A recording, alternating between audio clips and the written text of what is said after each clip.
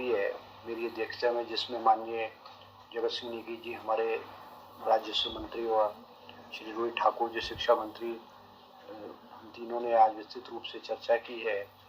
कि जो हमारे घोषणा पत्र में कहा गया था कि हिमाचल प्रदेश के 1 लाख लोगों को हम सरकारी क्षेत्र में जो है वो नौकरी देंगे, उस सिलसिले में हमारी मीटिंग फरवरी में हुई थी और आज सेकंड मीटिंग हुई है, जिसमें हमने डिटेल्स मंगाई थी कि किस किस डिपार्टमेंट में कितनी कितनी पोस्टें खाली हैं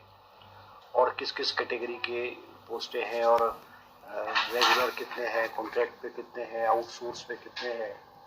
तो वो विस्तृत जानकारी जो है हमें जो है आज हमको मिली है और कोई राउंड अबाउट जो पोस्टें हैं वो कोई लगभग 70,000 पोस्टें के करीब खाली पड़ी हुई हैं, 70,000 के करीब पोस्टें खाली पड़ी हुई हैं और जो सैंक्शन पोस्टें हैं वो लगभग कोई 3 लाख के करीब पोस्टें हैं जो अलग अलग कैटेगरीज की है। इसमें सब कैटेगरीज को अगर मिला दिया जाए तो 3 लाख के करीब पोस्टें पड़ी हुई हैं और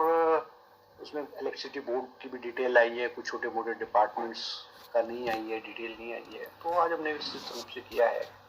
और उसमें से हमने ये भी जानकारी प्राप्त की है कि पिछले 5 सालों में कितनी रिक्रूटमेंट हुई थी। पिछले 5 सालों में जो है Himachal Pradesh public service commission के थ्रू 2018 से लेकर के 20/1/2023 तक 2375 रिक्रूटमेंट हुई है पब्लिक सर्विस कमीशन के थ्रू और 1097 जो है वो पेंडिंग है पब्लिक सर्विस कमीशन में। और हमीरपुर सबऑर्डिनेट सर्विस बोर्ड में जो रिक्रूटमेंट पिछले 5 सालों में हुई है वो 15,706 की हुई है। तो हमने एक आंकड़ा जो लगाया है उसमें हमने जब स्टडी किया कैबिनेट सब कमेटी ने, तो उसमें एक मोटी सी बात ये हमको आई है कि पब्लिक सर्विस कमीशन की जो रिक्रूटमेंट है वो बहुत स्लो है और ऑन एन एवरेज जो है वो 450 से 500 की रिक्रूटमेंट पब्लिक सर्विस कमीशन एक साल में कर पाता है,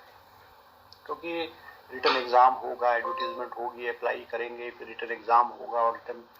के पेपर्स के लिए चेक होंगे और फिर वो वाइवा होगा। एक बड़ा लंबा सा प्रोसेस है और कमीशन में 450 से 500 ऑन एन एवरेज होती है। हमीरपुर सबऑर्डिनेट सर्विस बोर्ड में भी अगर हम पिछले 5 साल का आंकड़ा लें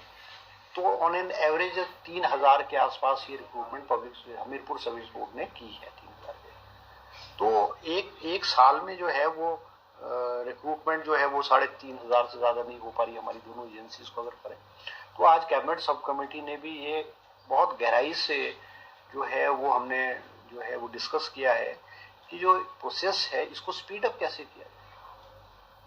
और विशेष करके आज कैबिनेट सब कमेटी ने जो है वो चिंता जाहिर की है, विशेष करके जो स्कूल्स हैं, एजुकेशन इंस्टीट्यूशंस हैं, चाहे कॉलेजेस हैं, चाहे स्कूल्स हैं, क्योंकि अब उनका एकेडमिक सेशन जो है वो शुरू हो गया है और हार्ड एरियाज में, ट्राइबल एरियाज में, हार्ड एरियाज में जो है आज बहुत सारी जो पोस्टें स्कूलों में टीचरों की खाली पड़ी हुई है। आज हमने एजुकेशन डिपार्टमेंट में इन जो तुरंत जो है जहाँ स्कूल में है नहीं, खास करके चंबा है, कांगड़ा है, कांगड़ा के हार्ड एरियाज है, शिमला है, सिरमौर है, मंडी है, कुल्लू है, लाहौल स्पीति, किन्नौर, भरमौर जो है, यहाँ पे बहुत सारी वैकेंसीज है। इनमें तुरंत कैसे हमने कार्रवाई की जाए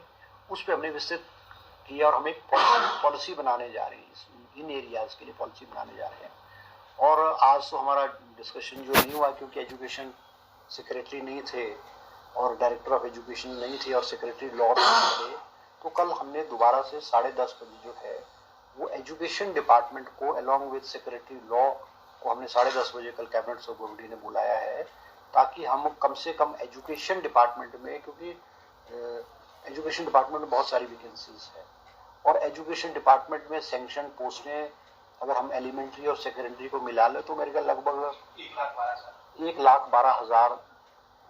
की जो है सैंक्शन पोस्टें हैं और एजुकेशन डिपार्टमेंट में मुझे ऐसा लगता है खाली है अराउंड अबाउट 20,000 के करीब 18 से 20,000 पोस्टें जो है वो खाली पड़ी हुई है। तो हम तुरंत जो है वो एक पॉलिसी बना करके कैबिनेट सब कमेटी अपनी रिपोर्ट सबमिट करके कल विस्तृत डिस्कशन करके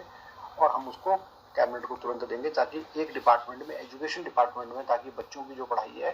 वो प्रभावित ना हो। क्योंकि हमने देखने में आज चर्चा हुई, जगत सिंह नेगी जी ने भी कहा, रोहित ठाकुर जी ने भी कहा कि भाई जो हार्ड एरियाज है, कठिन एरियाज है, कई कई स्कूलों में एक अध्यापक है, कईयों में साइंस स्ट्रीम या कॉमर्स की स्ट्रीम खोली गई है मगर वहाँ एक भी टीचर नहीं है, और बच्चों को शहरों में जो है वो शिक्षा साइंस पढ़ने के लिए या कॉमर्स पढ़ने के लिए जो है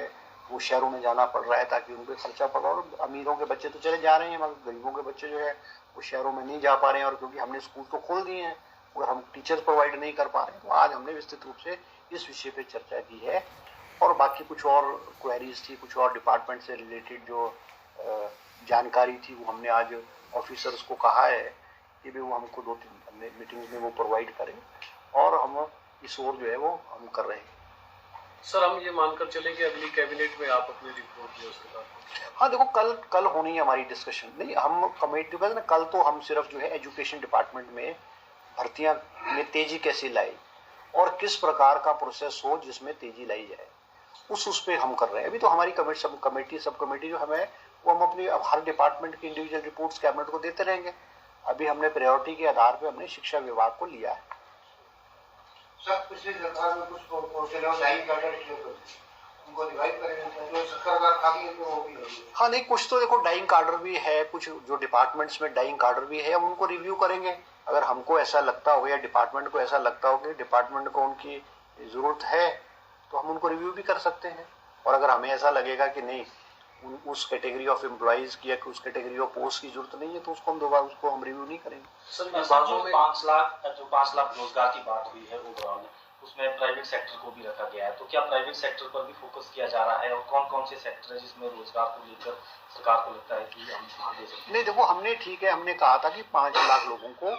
हम देंगे, मगर वो हमने प्राइवेट सेक्टर में कहा था। हम तो सरकारी क्षेत्र में सिर्फ 1 लाख की बात की थी हमने, और 1 लाख के लिए मुख्यमंत्री जी ने कैबिनेट सब कमेटी बनाई और कैबिनेट सब कमेटी गंभीरता से विचार कर रही है। अब जो प्राइवेट सेक्टर में है, प्राइवेट सेक्टर में तो इंडस्ट्री सेक्टर है, इंडस्ट्री है, टूरिज्म है,